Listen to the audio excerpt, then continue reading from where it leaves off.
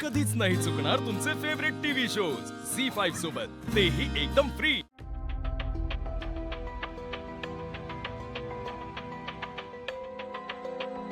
दादा, काय झालं? काय नाही, तुझ्याशी जरा बोलायचं होतं। बाजूला की कसलं बाजूला? बोला की इथं.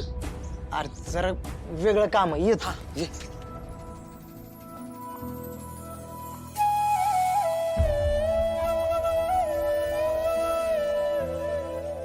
हे आमच्याकडनं।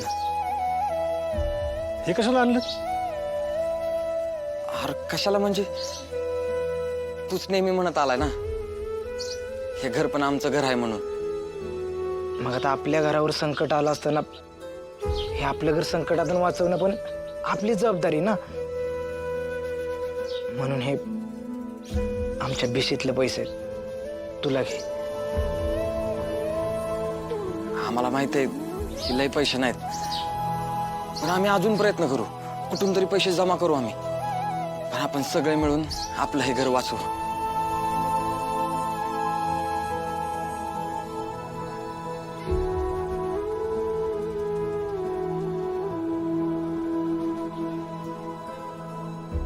खाजू पुढे, अरे पैसे नाही पुरणार मला, पण तुमचं प्रेम आहे ना, हीच माझी खरी ताकद आहे।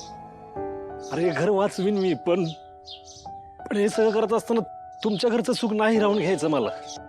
अरे तुम्ही बी काहीतरी स्वप्न बघून जे पैसे साठवले असतील ना, तुम्ही घरी घेऊन जा। हे बघा, मला पैसे लागलं तर मी हक्कानं मागेन तुमच्याकडे। अरे असं पोटाला चिमट येऊन साठवलेलं पैसे माझ्याकडे घेऊन आलाय तुम्ही, मला अजिबात पटलेलं नाही। हे पैसे घेऊन जायचं आणि पहिल्यांदा भिशीत भरायचं सांगतोय तुम्हाला। तुम्हाला माझ्यासाठी काय करायचं असेल ना, तर माझ्यावर विश्वास ठेवा।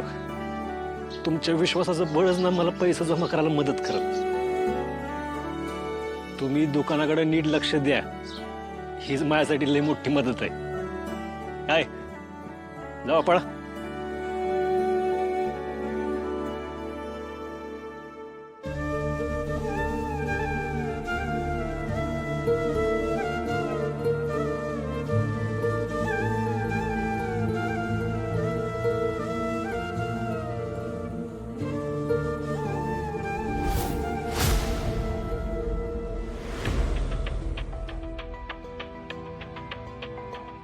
आपल्या बहिणी, घर, जबाबदाऱ्या सगळं कसं माझ्या सूर्यानं पहिल्यापासनं मनापासनं सांभाळलंय। आज त्याच्यावर संकट आलं असताना मी असं बसून कशी राहू? मला त्या पोरीला हुडकून काढायलाच पाहिजे।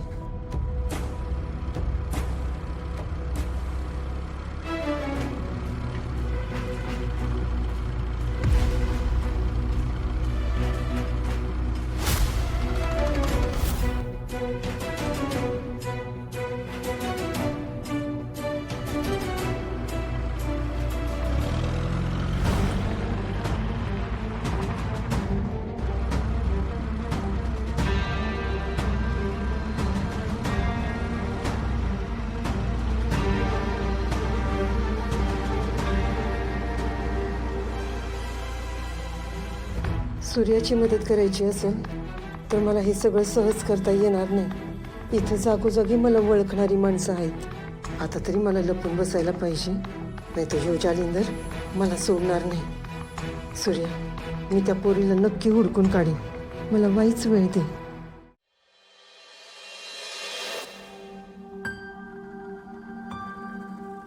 वहिनी, आत्ताच स्वयंपाक झाला ना? तू लगेच कसला अभ्यास करते? अभ्यास? अगं नाही ग, मी अभ्यास नाही करत आहे, माझं एक काम आहे ते करत होते मी। अगं पण असं लगेच थोडा आराम करशील का नाही? भागू, आपल्या घरावर एवढं मोठं संकट आलं असताना आराम करून कसं चालेल? आणि टेन्शन आलंय म्हणून इतर गोष्टी सोडून नाही ना देता येत। इतर गोष्टी? वहिनी तू काय बोलतेस ना, मला काहीच कळत नाहीये। आणि वरून हे लिहित बसलीस। येते बस। हे बघ, माणसाला जेव्हा टेन्शन येतं ना, तेव्हा त्यांनी स्वतःला कामात रमवून घ्यायचं, म्हणजे ना त्या टेन्शनचा आपल्यावर काही परिणामच होत नाही। कसलं भारी, काय दाखव की. हे बघ. वहिनी तू एवढ्या टेन्शन मध्ये ही कविता लिहित बसली होतीस होय? कविता नाही ग, कविता नाहीये ही. ह्या ना काही 4 ओळी आहेत ज्या राजूचा बिझनेस मोठा करतील.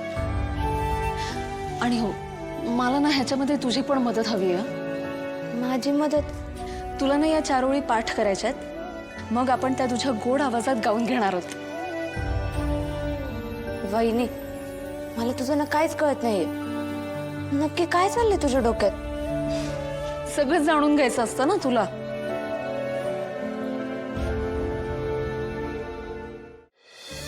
सूर्या, अरे जेवणाची वेळ झालीये, खाऊन जा. नाही, नंतर जेवतो मी. जेसन जे काय ओझं टाकले ना आपल्यावर ते उतरल्याशिवाय चेन नाही पडणार मला. लवकरात लवकर पैशाची सोय केली पाहिजे तुळजा. मी जातो, जरा 2-3 माणसांना भेटून येतो. अरे 2 घास तरी खाऊन जा ऍटलीस्ट. तुळजा, एक घास नाही उतरणार माझ्या घशाखाली. येतो. दादा राजू, तू इतक्या लगेच कशी काय आली परत? राजू ताई तू आलीस पण. अगं तर काय धनुदीदीला काय नवीन आहे का ते घर? आणि तसं पण तिला कधी वाटलंच तर ती बोलवून घेईल मला. सासर तिथं जवळच आहे.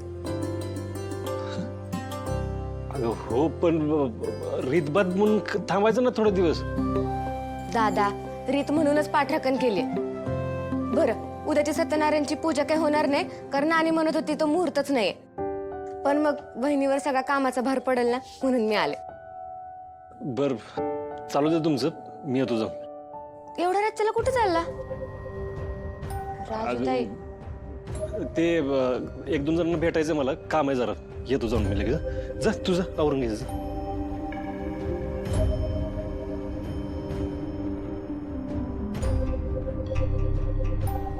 हे बघ, इथं जे काय झालं ना ते तिला अजिबात कळलं नाही पाहिजे, चुकून पण. भागू आले. आलो जाऊन. सूर्या, काम होऊ दे म्हणून जाण्याआधी देवी आईचा आशीर्वाद घेऊन जा ना.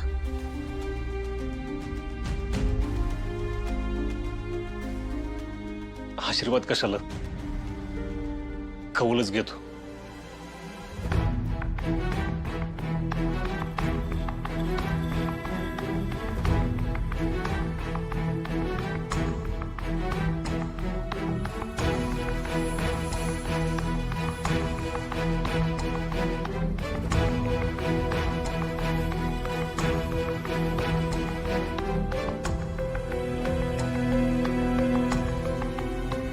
दिवे, माझं काम होणार असेल ना तर उजवा कौल दे, आणि नसेल होणार ना तर डावा. दिवे, माझ्या प्रयत्नांना यश लाभू दे. हे काम होईल ना माझं.